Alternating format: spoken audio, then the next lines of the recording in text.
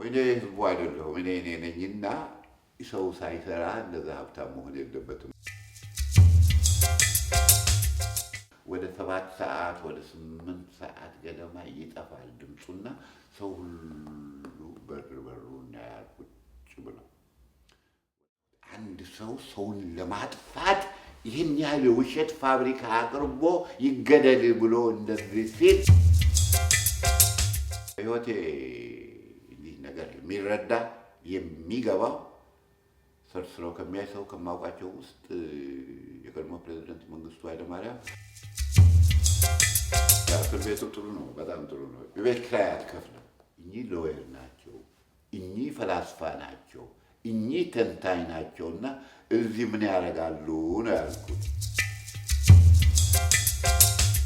ተሰዋሪ ቋንቋ በመነጋገር መለስን የሚደርስ የለም። ተቃዋሚ በመሆንና በመጥላት መካከል ልዩነት አለ። ጠላት በመሆንና በተቃዋሚ መካከል ልዩነት አለ።